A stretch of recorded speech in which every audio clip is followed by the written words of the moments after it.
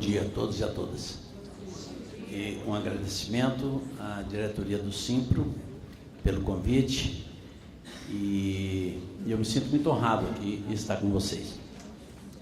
Como o tempo é curto, né, eu vou direto ao assunto, né? Penso eu que nós vivemos uma crise nacional dentro de uma crise internacional. E as coisas se interrelacionam.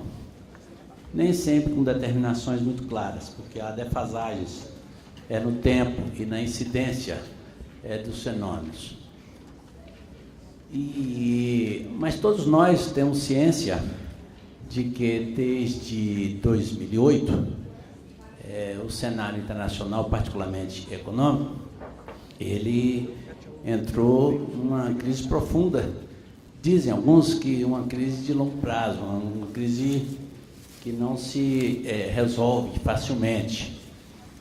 E penso eu que não se resolve exatamente porque ela ocorreu no centro do sistema financeiro internacional, né? E não na periferia, como algumas crises da década de 90. E por incrível que pareça, esta crise revela a natureza, nem sempre clareada pelos analistas, do modo como está articulada a economia internacional e quais são aquelas forças que a comandam. Uma economia extremamente financiarizada, no qual o sistema financeiro ganhou uma certa autonomia em relação à produção, em relação ao comércio, e gerou uma ciranda de dimensões brutais, que alguns dizem que é aquela história de capital financeiro reproduzindo capital financeiro, até quando cria bolhas, vamos dizer assim, artificiais, que quando há uma disjunção muito forte em relação à economia real, entra nessa crise que nós estamos vivendo. Por que eu me reporto a essa crise internacional? Porque é muito comum, hoje em dia, quando nós analisamos a crise brasileira, da gente, ou de alguns queiram dissociar a crise brasileira da crise internacional. Naturalmente, isso é uma opção política, ideológica, de não querer ver certas determinações. E eu diria que, em grande parte, a crise brasileira atual, ela está moldada em função das medidas anticrise tomadas no segundo governo Lula, e particularmente no primeiro governo Dilma, para anteparar os impactos, né, da crise internacional. Mas não é só isso, obviamente, porque as próprias contradições da nossa economia, da nossa sociedade, elas impulsionavam para um limite do projeto, representado pela opção que eu chamaria lulista de governo, que tem todos os seus méritos que eu reconheço, propago e defendo, e tem os seus limites que nem sempre a gente identifica e reconhece. Mas é exatamente quando chega a crise que esses limites ficam bem postos e bem colocados. Dentre eles, e eu estou sendo acelerado por razões de tempo, dentre eles o fato de que nós temos uma economia e uma sociedade na qual as medidas governamentais e os estímulos feitos promoveram uma ascensão social, integração ao mercado de milhões de pessoas, e nem sempre a economia, particularmente o setor produtivo e ele acompanhou nessa mesma dimensão. Então, sempre ocorreram disfunções desestruturais nessa economia. Numa situação desfavorável, em que os preços de commodities ou mercados compradores diminuem a capacidade de importar, isso mostra os reflexos de uma economia que tem um certo grau de dependência em relação à economia internacional. E estão dados essas condições de que todas as medidas tomadas no segundo governo Dilma, e particularmente no primeiro governo Dilma ao final, as medidas anticrise ou anticíclicas, que eles chamam, elas já não surtem aqueles efeitos que eram capazes de fazê-lo como fizeram no governo Lula. E, por outro lado, elas movem condições de disputa, entendeu? Pelo bolo fiscal, afinal de contas, que é limitado, você entendeu? E começa a não crescer suficientemente. Então, todas aquelas medidas, elas ficam comprimidas pela impossibilidade de ter aquele efeito replicador e reprodutivo, seria o que tiveram no período anterior. Então, nós vivemos uma questão fiscal também. Mas isso é muito mais para economista, e eu já vou enveredar porque é pelo lado da situação social e política.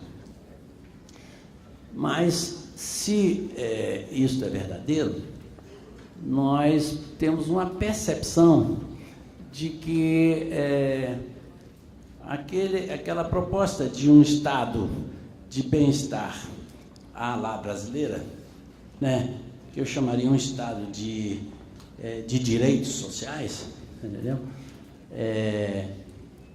Que foi efetivamente o grande elemento novidador, entendeu? Dos governos liderados por PT, governo de coalizão, é bom que se diga, e que condicionou as novas realidades sociais e políticas brasileiras, ela mostrou que tinha um certo limite. E esse limite está dado.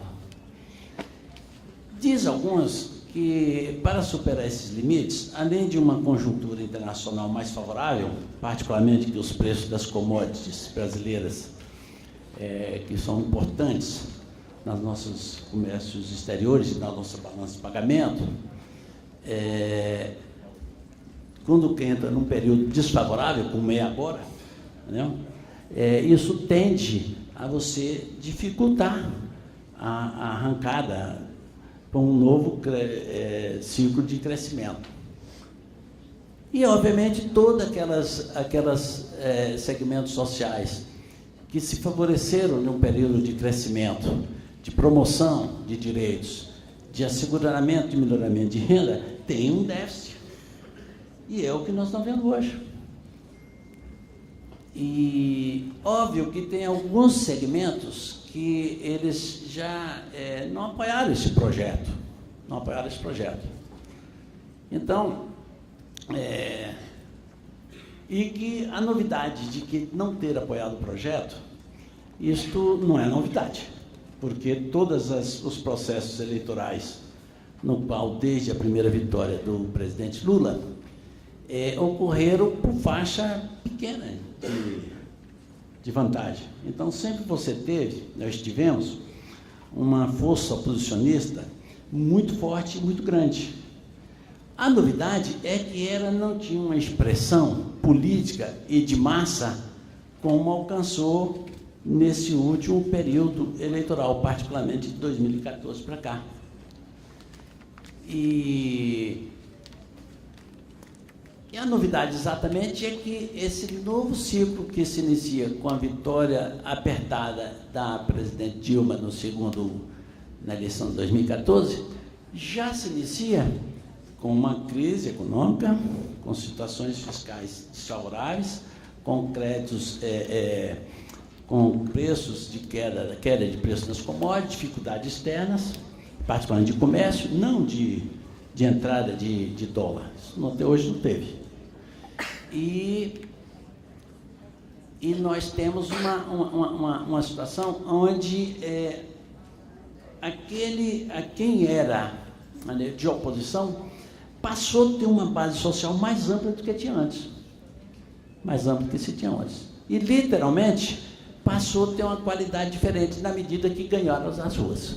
Então, a crise política, ela se alterou na medida em que as forças mais conservadoras conseguiram, de um lado, acuar o projeto, não apenas da presidente Dilma, e não apenas o PT, mas todo esse projeto de Estado de bem-estar social ou de Estado de direitos sociais, numa situação que tinha alguma evidência empírica de que ele estava botando água e uma evidência empírica de que politicamente não conseguia rodar o filme. E então, se isto fosse uma disputa meramente eleitoral, nós não teríamos uma crise desta dimensão que nós temos hoje. Mas, na verdade, não só ela é eleitoral, e isso foi identificado no processo de 2014, e quem foi às ruas, seja por militância, seja por mero passar das ruas, viu ou sentiu como estava radicalizado o discurso, né, de ambas as partes. E que essa radicalização ela só foi crescendo.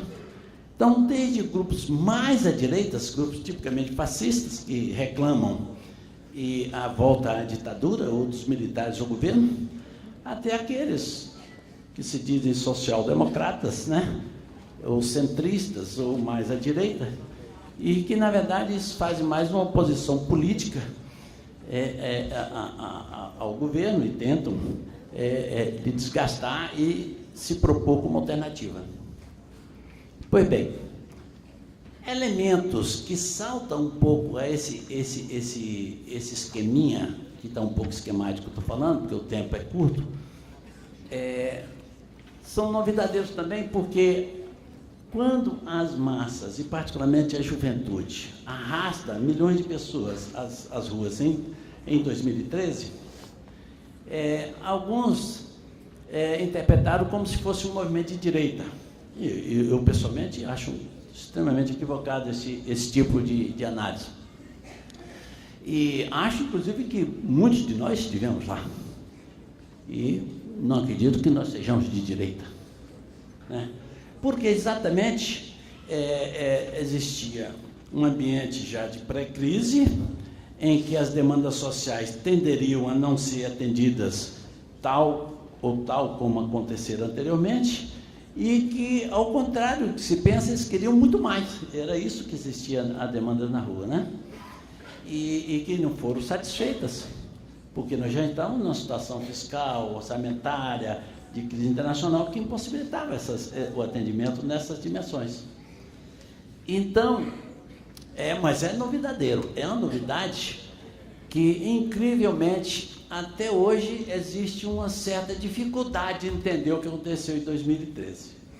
E muitos, por oportunismo, identificam como se os movimentos de rua, inclusive os recentes, chamados, inclusive assim, não pelo PSDB, mas encorpado por eles, mas chamado por organizações, assim, de novo tipo, entendeu? Mesmo sendo conservadores, são de um novo tipo, ainda que já estejam sendo financiados por agentes econômicos reconhecidos, eles colocam também milhares de pessoas na rua, mas com bandeiras mais restritas, diferenciadas das bandeiras de 2013. Então, você tem uma situação em que quem foi às ruas para demandar uma crítica, expor uma crítica ao esgotamento do Estado de direitos sociais, e que, de uma certa forma, com a polarização política e ideológica, eles ficaram perplexos e se juntaram um grupo saiu desse polo, quer dizer, melhor, formou-se um polo mais à direita, com bandeiras políticas e ideológicas mais conservadoras, e esses se diferenciaram. A novidade, e aí eu vou chegando ao finalmente da minha fala, é que durante muitos anos as ruas foram o ambiente de disputa levado pelos movimentos populares, sindicais e políticos de esquerda. E agora nós temos literalmente as ruas sendo dinamizadas, ocupadas por movimentos, você entendeu? E políticos mais à direita. Então, aí a pergunta que fica é o seguinte: por que o Simpro, a CUT, as centrais sindicais, né, os partidos políticos mais à esquerda, ou os movimentos sociais, como eles entenderam esse debate? Esse debate que não era um debate meramente ideológico, ele era um debate político, era um debate de político de rua, certo? Primeiro, o grau de compreensão foi retardado. Foi retardado. Segundo, o grau de reação mais retardado ainda. Entendeu? E, inclusive, alguns partidos, como o meu partido, que é o Partido dos Trabalhadores, literalmente ficou estatelado. Não sei se vocês perceberam isso. Não dava para perceber, não? Essa perplexidade, eu estou falando do PT para não falar mal dos outros, tá? Porque fica parecendo que é só o PT que ficou estatelado, certo? Mas não é não. Eu acho que, particularmente, os partidos que estavam dentro do projeto, vamos dizer assim, do Estado de Direitos e que alavancam esse projeto via a vitória eleitoral e o governo federal, entendeu? Eles foram igualmente paralisados por esta novidade, certo? E é uma novidade que questionava a sua capacidade de reflexão sobre a realidade, o entendimento de que existia um novo padrão de luta de classe e um novo padrão de luta política, e que existia outras formas de organização e mobilização que não essa nossa aqui, que estamos aqui, que é o sindicato, né? Que são os movimentos camponeses, que são as organizações tradicionais. E como nós somos educados nessa forma e nesse modo de operar, e ela tem uma resposta mais lenta. Mas não foi só por causa da forma, não. É porque nós desenvolvemos também uma crença. Me permito socializar com vários de vocês aqui também. Eu sei que muitos podem ter a visão crítica e não ser exatamente enquadrado nesse nós, tá? Mas desenvolveu uma visão assim de uma crença que eu considero extremamente derrotista, de que o fato de você ter um governo, ter instrumentos de Estado, você é capaz de fazer transformações sociais, mesmo que sejam transformações sociais tímidas, em relação àqueles que têm projetos de mudança da realidade social mais profundas. Então, literalmente, essa crença de que o Estado, e que o governo é capaz de promover ou incentivar e ativar as transformações sociais, fez-nos perder os sindicatos, os movimentos sociais, inclusive partidos políticos, a iniciativa política. A perda da sua autonomia em relação ao que o Estado fazia, particularmente os governos. Haja vista que nós, particularmente os professores, temos contradições com quase todos os governos de esquerda, que têm uma dificuldade de entender a dinâmica, né, das necessidades sociais que são expressas pela categoria, através do sindicato, e se os conflitos são abertamente. Inclusive aqueles que criticam, assumem, e no outro dia quer cortar vantagens, né, legalmente adquiridas na luta, como é o caso do Hollenberg aqui. Né? E a resposta quem deu foi vocês. Né? Bem, eu caminho finalmente dizendo o seguinte: neste quadro, existe uma questão subjetiva muito forte, a meu ver. Como lutadores e lutadoras, que sempre foram atrevidos e atrevidas em encarar situações adversas, ficaram tão com dificuldades e com a resposta retardada em relação a um conflito dessa natureza. Porque, abro aspas, ou abro parênteses, mais corretamente, eu fiz agora recentemente 70 anos, caí na compulsória do serviço público, sou um professor aposentado agora, e professor por opção, porque outras profissões também exercitei ao longo desses 70 anos. Pela primeira vez, desde a crise de 64, que envolve o pré-golpe e o imediato pós-golpe, a direita colocou milhões de pessoas na rua, pela primeira vez. Então, não é um fato novo, não é um fato menor, isso que eu queria dizer, é um fato novo e não é um fato menor. E é por isso que a perplexidade da gente. E segundo, é que me parece que tem elementos psicológicos de massa, sociológicos de massa, desses novos modos das pessoas se comunicarem, particularmente pela internet. Isso que eu, sinceramente, não entendo muito bem, mas eu percebo que isso tem um efeito em relação a como pensam as pessoas e como elas se mobilizam. Haja vista as formas de organização moderna. Óbvio que o incrível é que o pessoal mais à direita tenha tido mais capacidade que o pessoal mais à esquerda de se mobilizar em função disso. Sinceramente, eu não entendo esse assunto. Não entendo do assunto e não entendo como isso só pode ser uma trava ideológica da nossa parte. É trava ideológica. Eu diria, com meus 70 anos, que talvez eu tenha uma trava ideológica, metodológica, tecnológica, não são lógicas aí. Mas quem é mais jovem, talvez não tenha essas justificativas, entre aspas. Termino, e realmente é a terceira vez que eu faço termino, né?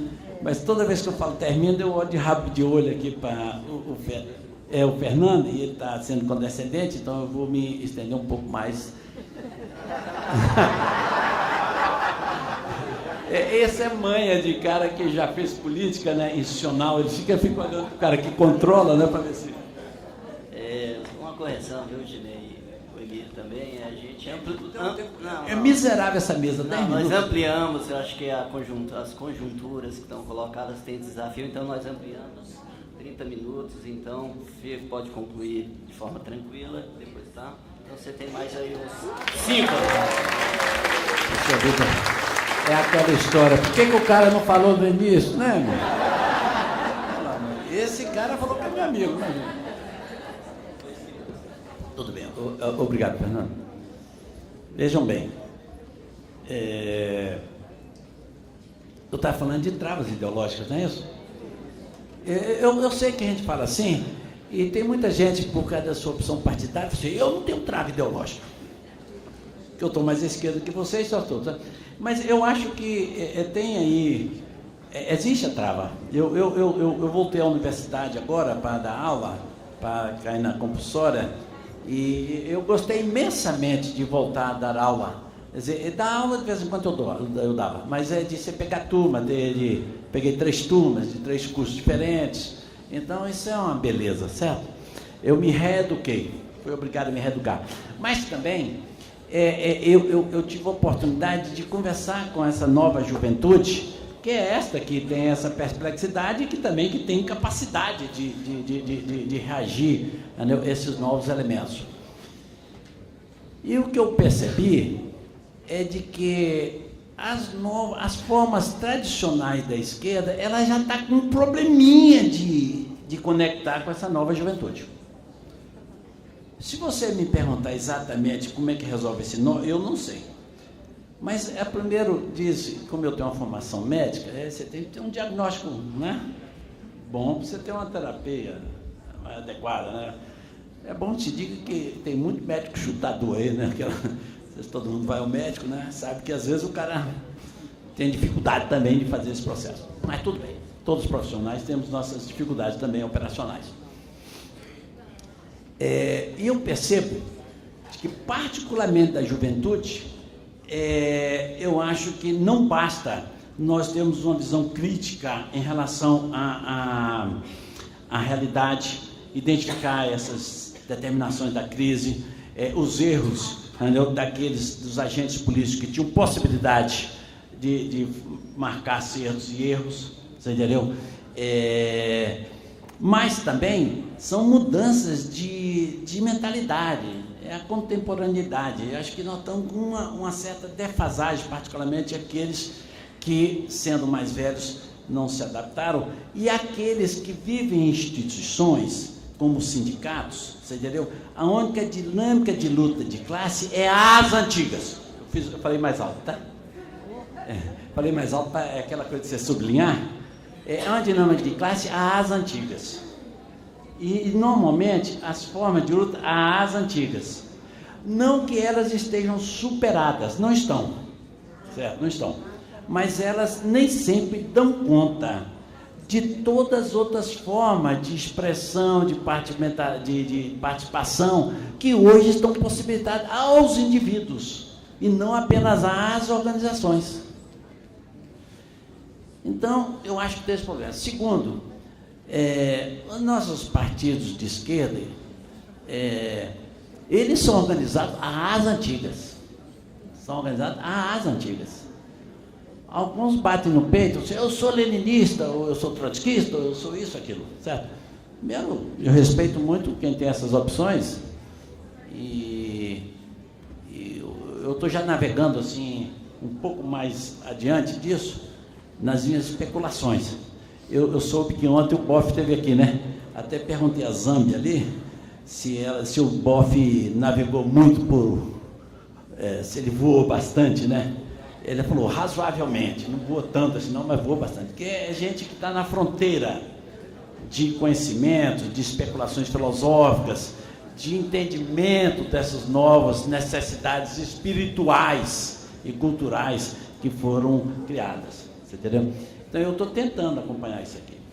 Mas é aquela história, a sociedade é complexa e comporta todas essas formas de existência e de dimensão política e social. Então nós temos que trabalhar com todos. Então você tem uma seguinte situação, para ir agora sim, com mais propriedade ao que eu considero o final. É que nós tivemos uma crise política, ela tende a ser institucional. E é incrível como numa crise política, e onde você, mesmo estando no governo, você não tem capacidade fiscal de atender essas demandas do toma lá da cá, como está claro aí, né? Você viu a história dos 500 milhões de emendas parlamentares? Você entendeu? Foi para lá, para cá, ajuste fiscal não permite, sei lá, essa crise aí que está estabelecida. Então ela passa a ser uma crise institucional. E nessa crise institucional tem alguns dados que elas só nos surpreendem por uma certa tapa-olho que eu estou tendo que fazer assim para ver vocês totalmente por causa desse reflexor aí, certo? Sabe qual é o problema? Como é que ninguém viu que o cara que ganhou a presidência da Câmara é o cara que apoiou o candidato opositor derrotado, né? O do Senado apoiou a candidata vitoriosa, Dilma, em circunstâncias que nós sabemos, né? Que seu filho era candidato em Alagoas, né? E que ele fez aquele jogo tradicional, que ele já faz isso há muitos e muitos anos. Então, literalmente, o governo, ele, no segundo mandato, ele já entrou sem base, sem maioria, literalmente sem maioria na Câmara, e com dúvida no Senado. E quando você cresce a força opositora com dimensão de massa, obviamente, aqueles que são centristas, e vamos dizer com toda clareza, oportunistas, que eles ficam medindo forças para onde jogam para eles jogar seus interesses, aonde tem chance de ser vitorioso, ou no imediato, a curto prazo, ou no médio prazo, no meu caso, do PMDB, das forças majoritárias do PMDB. Então, literalmente, está em risco realmente a continuidade do mandato da presidente Dilma. E aí entra uma questão fundamental, que eu reporto ao início da nossa conversa. Não está em jogo apenas a derrota o impeachment da presidente Dilma. Está em jogo não só você derrotar o PT e a possibilidade de uma concorrência do presidente Lula, eventualmente em 2012. O que tem em jogo é exatamente aquelas conquistas do Estado de Bem-Estar Social ou do Estado de Direitos Sociais que foram implementados. E aí, ai de nós, se infantilmente nós acharmos, todos nós, na diversidade ideológica, política, organizacional que nós convivemos, de achar que nós podemos também ser oportunistas de esquerda, achando, deixa o PT se lascar. Você entendeu? Não, o que vai lascar é o Estado de Direitos Sociais. Você entendeu? E é por isso que o momento exige o seguinte: golpe não, ditadura jamais. Muito obrigado.